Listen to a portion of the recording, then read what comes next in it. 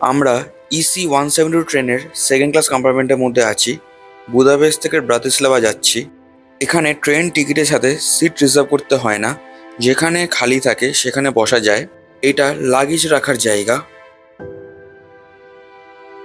এরকম হচ্ছে sitting arrangement, চারজনে একসাথে বসার মতো। বড় বড় গ্লাস উইন্ডো বাইরের ভিউটাকে এনজয় করার জন্য। খুবই কমফোর্টেবল একটা জার্নি।